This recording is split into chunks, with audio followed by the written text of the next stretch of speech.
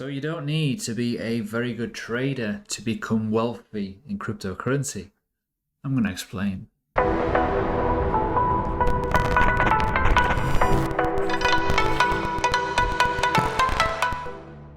Hi everyone, welcome to today's video on the channel. If you're new, subscribe, hit the bell button, leave a like. I'm going to go through some updates in this video, but I will start off first by talking about myself. I've not really traded consistently for the last year or so. Been very, very busy with life, as most people know, a little bit of upheaval. And this video will become very, very apparent as to why I still believe this, because I've also lived through it. I've done it a few times. Now, KSM video, it was mentioned yesterday in terms of potential altcoins that could do well in a dip. We're already out of support level. A lot of things happen with KSM. The profit is always in the best buying orders, right? And that's where we're going to focus on. Because with market analysis videos, with fundamental analysis, you don't have to trade your bollocks off. You really don't. Seriously, you don't. There's a lot of things that can happen in a market, but if you are patient and you're willing to wait and you've done your research and the work beforehand, you can get incredibly wealthy. I myself am a tribute to that. I've done it. I've lived it. Even when I've went from 2016 up to 2018, where I'm making life-changing money, living through a bear market where I didn't have much to go on because the market was so aggressively, undervalued, essentially, in my opinion.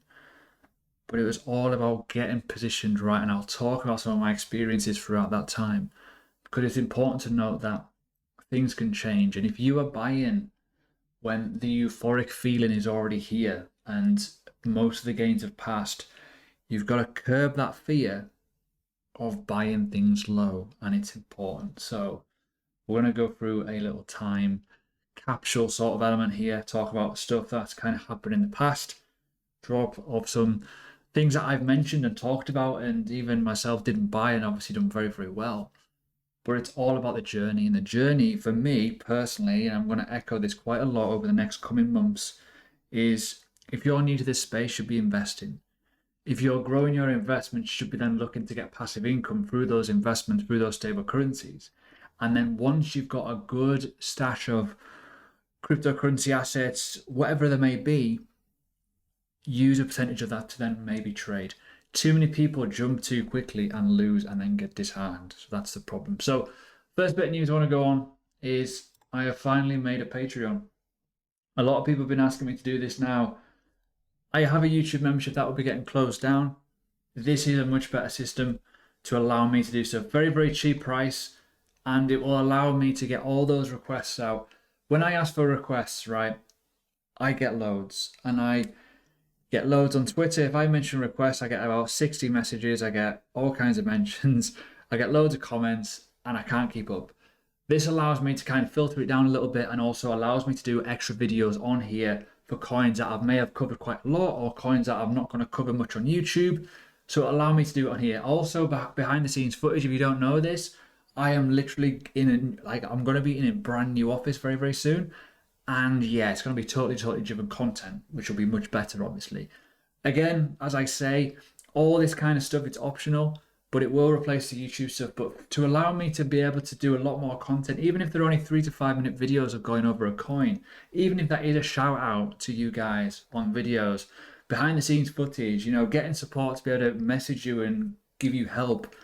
That's what I aim to achieve with this for you guys on YouTube. This is totally separate to learning crypto. That is like a full team. That is a full content, platform for a lot of different things for education. This is more for the when of now, which is literally analysis of things that you're interested in. And also, you may want to find out more information about me, what I'm holding, what I'm doing. This will be a great place for it. So I'm not going to be hyping it up in terms of, oh, I've just bought something, oh, look at this, I've been buying it for 2 weeks, this is the gains that I'm making, CM Top Dog. I'm not going to do that because I think that's absolute shithousery. If you guys want me to cover stuff, the place will be on here, mainly. Also, by the way, just to let you, any requests, they most likely, if they're good coins, they will go on my YouTube channel anyways, but you've had a say in what I produce, which will be quite nice. Moving on, let's talk about the past, okay? So I want to go through a few coins that I remember very, very, vividly of what's done well, and I've covered them. The likes of Theta, Luna, for example, as well. Back in the days when Theta was like 7 cents and Luna was like 30 cents, covering it. There's loads of coins on here that I have covered as analysis, fundamental videos and stuff like that, and I've not actually pulled the pin myself. I bought other things, which I've done obviously well.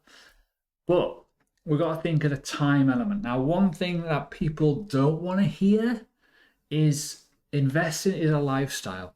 Right. Let's just imagine this. You are a little bit tubby, okay? And you want to lose a bit of that gut.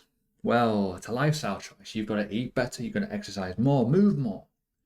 And it's got to be with you for life. You can't just go to the gym for a week, eat chicken and rice for a week, and then expect to be thin and for the rest of your life be thin. Investing is the exact same. It really is. If you're buying a coin and you're like, right, I'm just going to hold it for 4 years and we'll see what happens. In cryptocurrency, that doesn't really happen, right? Yes, it can happen, but the chances are of you in that realm and that mindset is you just can't be asked. You've got to look after them. It is not the stock market. We're nowhere near. You can't just go and buy an ETF and just hope for the best. It doesn't work like that. You've got to be very, very, very, very careful. So if you go on to the likes of CoinMarketCap here, and I think it's still on here. Let me find it. They've changed a lot of things recently. Let me find it. There's there we go. Historic time shots or snapshots even. Even if we're going to go back to 2020, right? That's all we're going to do. I'm not going to pull the wool over your eyes and tell you this is what's happened. I hate it when people go, if you invested in 2016, no, I don't care about that. We're going to look at more recent history. We're going to look over the last 18 months, right? So we'll look at the 1st of March. This is a simple point. This is before the COVID crash, by the way. And the reason why I want to say this and do this is because obviously things have changed massively. But if you were an investor in this period and you were buying and you were happy to buy, that's fair enough. But obviously the market crashed a bit after, like a week later, it literally dumped massively. But I'm not bothered about that at the moment. The point I'm trying to say here is, if the market is bullish and it is in a bull trend and you are buying low and taking profit high, no matter what your strategy is, you will do okay in any market. It's about a few things, the very, very obvious things, and I've already mentioned them. Do your research. Sounds boring to say that, but do your research. Look for the optimum price. I'm going to go through the chart in a minute. And the most important thing, take profits. You cannot go wrong if you stick to 3 rules like that. And it sounds boring, it sounds noddy, and people want the quick fix, but this market is lightning fast versus the stock market, versus getting the expertise to flip properties, the expertise to trade a Forex market, for example. People are making thousands upon thousands trading NFTs, trading rocks that are going for stupid amount. If that isn't a bubble, I don't know what is. Bubbles burst, and it happens in every market, right? We are currently pretty high in price, but we've also corrected quite a severe amount and looking pretty strong to continue the growth. This is the point I'm trying to make. This market will always evolve, will always grow. There's always, doesn't matter what coin you're in, what kind of coins you go for, there's always going to be opportunities, which is where people get disheartened because the coin that they wanted to buy has pissed off and they'll buy it anyways at the top. You're best off just leaving it. So when we look at the past here, look at Binance Coin. What would you do if you could just step into a time machine right now and buy that? But what you do now, you start looking for the next Binance really. So you start looking for the next network effect exchange coin that has all the good hallmarks that could go up in price. What would you do if you tried to buy Ethereum at $218 at current market value of $24 billion, which was what it was at this time? Well, there's a coin out there right now that is roughly around that kind of valuation. And I've said it before, loads of times. Polkadot, stop sleeping on it. I've been saying for it for ages. It's free money under $5. No one listened. I still think it's free money now. And it's at currently roughly around that market cap. And it's unbelievable that people are sitting on it thinking, where does it go? Well, if Ethereum was that price in March 2020 and where it is right now at like 400 plus billion, it's crazy to think the amount of wealth that has been churned out of that alone as one individual asset. Look at the likes of, even look at something as simple, right, and as stupid as XRP. Look at the price difference. It's unbelievable. And this has gone down massively in terms of overall market cap versus everything else. Look at Cardano. I was buying Cardano here. I was buying it at 4 cents. I was buying it because I knew the potential. I knew the hype because I've been in it before. I bought in just after the ICO happened and I made money on it before and I bought it again. Other coins that I also bought in this period was Utrust. I also bought Voyager token because I was looking for something that would have a network effect. And all those paid absolutely huge. Look at Beta. This went up to like $20 or whatever craziness it was. Unbelievable. And people come into this market and they always look to the future. They always look, oh, I'm going to make millions. Look at Zilliqa. This was like about a month before I was buying it. Unbelievable.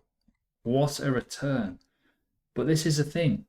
Too many people, as I say, don't look where things have been and pay respect to those levels. Those levels are incredibly important. So if we're looking, let's look at an asset like, I don't know, let's look at KSM. And maybe KSM is a good example here. I know fundamentals of KSM is really good with the crowd loans and all the parachains going on. You can basically put away some money in a crowd fund, you can get 3 times your amount, and you're on a lockup for like 48 weeks or something like that, 40 odd weeks. I can't remember what the exact, I've not really looked into it. Now, if you're looking at the word network effect and the adoption rate of an asset, KSM and Polkadot are at their starting point. Going back, if you look in the historical time shot, you could probably argue maybe it's at levels of where Ethereum was in 2016, in my opinion, right? Obviously, the market's obviously changed a bit since then, but in terms of growth, in terms of hardly anything on it, when things then start getting on it and adopting and utilized, it will grow. It will grow because of tokenomics, due to the token flow, all that kind of utility usage of the relay chains, the power chains, and the substrates, all that kind of good stuff, right? All those buzzy words. Now, if you've found an asset, no matter what it is, and it's not been used yet, but you see the potential of the team, you see the potential of the mechanics of the tokenomics and the code, all that good stuff, right? And you know that they're going to be established at some point due to X, Y, and Z partners or X, Y, and Z capital funds, whatever it may be, right? You want to start seeing a growth. We've seen it with Solana recently. We've seen it with Avalanche recently. They're starting to get adopted. They're starting to get used, utilized. KSM and Polkadot are the next ones. And this is where the example comes in. People are looking to buy this when it goes turbo. And now I see this as an opportunity where it could be quite a good potential investment, roughly around this point. Why? Because it's literally, it's beyond half price in value, and it could go much higher because it hasn't kicked off yet. You may be looking back at this video in like 6 months or a year going, oh my God. But at the same time though, if you're thinking logically and you're thinking market sentiment is massive, even if the investors disappear, there will always be a token flow.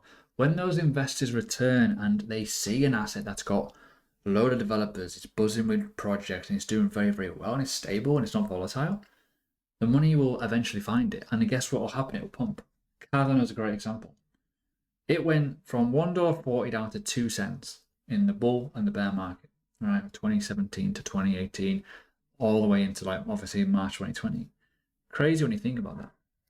Even now, it's only just deploying smart contracts and it's what's the price of ADA right now? Like it was nearly $3, so it's $2.68 now. Look at that as a change. As soon as those smart contracts go live, it's going to utilize a whole different side of the chain. You can say the same for Zilliqa. It was 25 cents at one point, or 22 cents, sorry. And then it went all the way down to like beyond a cent. Now it's getting the network effect. Now projects are building on it. It takes time. It doesn't happen overnight. So when we talk about the opening title of this video, You can get rich by basically not trading. You can. If you go back and you just think, what if? But even if you're making a 4x, a 5x, a 10x, 20x, whatever it may be, as long as you're taking profits is key.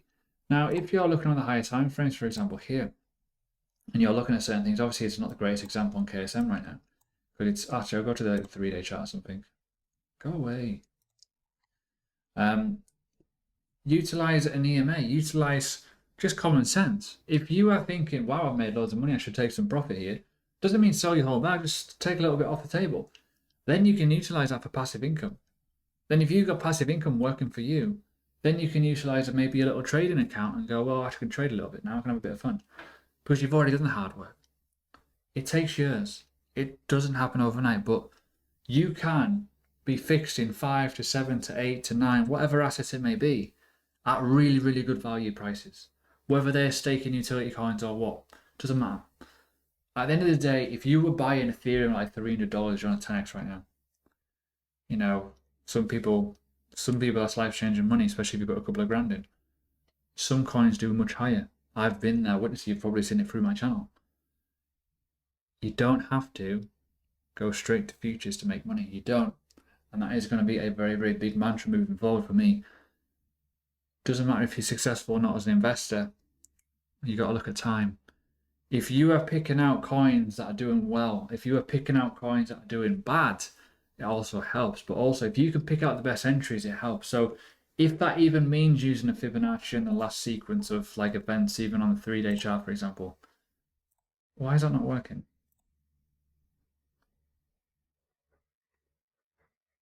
Oh, it's because I don't know why. TradingView logged out before.